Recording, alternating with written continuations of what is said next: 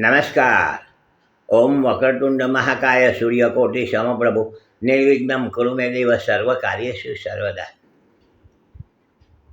નવા વર્ષમાં રાહુનું અશુભ ફળ કોને મળશે એ વિષય ઉપર આપણે વાતો ચાલુ કરી છે. રાહુ ગ્રહ અગાઉના એપિસોડમાં આપણે થોડી વાત કરી ચૂક્યા છીએ કે રાહુ ગ્રહ એ પ્રત્યક્ષ નજરે નિહાળી શકાય એવા ગ્રહ નથી, પરંતુ એ છાયા ગ્રહ છે.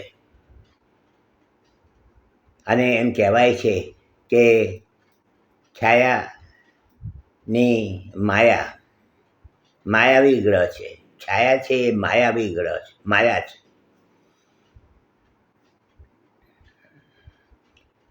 રાહુને કોઈ રાશિ આમ પ્રથમ દ્રષ્ટિએ ગણાતી નથી, પરંતુ મિથુન રાશિમાં રાહુ બળવાન બને છે અને ધન રાશિમાં રાહુ નિર્બળ ગણાય છે, એમ જ્યોતિષના શાસ્ત્રોમાં થોડુંક જણાવ્યું છે. કેતુ મહારાજ ધન રાશિમાં ઉચ્ચના અને મિથુન રાશિમાં નિર્બળ ગણાય છે. રાહુ અને કેતુ જન્મકુંડલીમાં કાયમ માટે એકબીજાની સામે જ હોય છે, 180 ડિગ્રી ઉપર.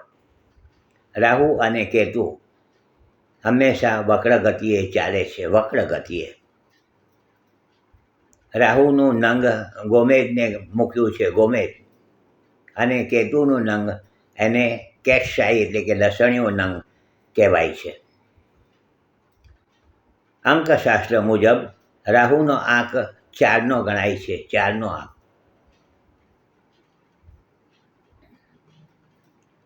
ઘરની અંદર વાસ્તુશાસ્ત્રના નિયમ મુજબ દિશાઓના આધારે નૈઋત્ય ખૂણા એટલે કે દક્ષિણ અને પશ્ચિમનો જે મધ્ય ભાગ છે એને નૈઋત્ય ખૂણા કહેવાય છે. અને નૈઋત્ય ખૂણા ઉપર રાહુ મહારાજનો અમલ ગણાતો હોય છે, રાહુ ગ્રહ. તો આ આપણે પ્રાથમિક માહિતી જેને કહેવાય રાહુ માટે આપણે થોડીક વાતો કરી.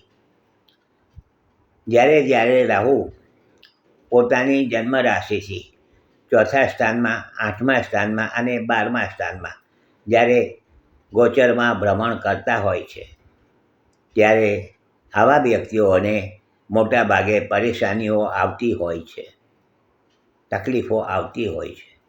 પોતાની જન્મ રાશિથી 4થા સ્થાનમાં, 8મા સ્થાનમાં અને 12મા સ્થાનમાં.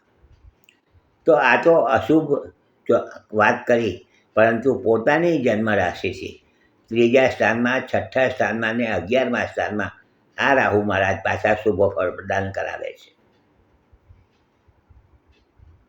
રાહુ અશુભ છે તો શુભ પણ છે. રાહુ ગ્રહ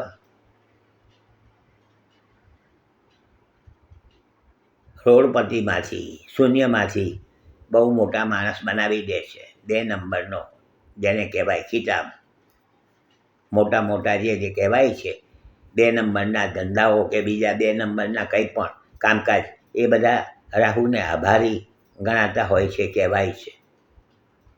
રાહુ માયાવી ગ્રહ છે, માયાની અંદર જોડવાવાળો ગ્રહ છે. ત્યારે કેતુ મહારાજ મોક્ષના કારક ગ્રહ ગણાય છે, મોક્ષના કારક, ભગવાનના તરફ એને ગતિ પ્રદાન કરાવે છે.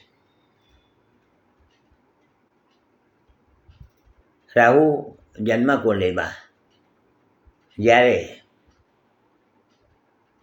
બરાબર ના ગોઠવાયેલા હોય શરૂઆતથી, અને ગોચરમાં પણ બરાબર એનું ભ્રમણ ન ચાલવાનું હોય, તો આવા સમયે આવા વ્યક્તિઓએ ખૂબ સંભાળવાનું સૂચન થાય છે. અધૂરામાં પૂરું. ઘરના વાસ્તુશાસ્ત્રમાં પ્રમાણે ઘરનો નૈઋત્ય ખૂણો પણ જો બગડેલો હોય, તકલીફવાળો હોય, દૂષિત હોય, તો આવા વ્યક્તિઓએ તો ખૂબ સંભાળવાનું સૂચન થાય છે. મારા વર્ષોના અનુભવે આ બધી વસ્તુનું મેં નિરીક્ષણ કર્યું છે, અને એનું કંઈક ને કંઈક રીતે અશુભ ફળ મળતું જ હોય જ છે. આ 100%ની વાત છે. દરેક વ્યક્તિના જન્મના ગ્રહો અલગ અલગ હોય છે, માટે પોતાના જન્મના ગ્રહોને બરાબર તપાસીને પછી જ આ બાબતના આગળ નિર્ણય કરી શકાય. તો આ બધી વાતો છે. કાલે પાછા મળીશું. જોડાયેલા રહેજો.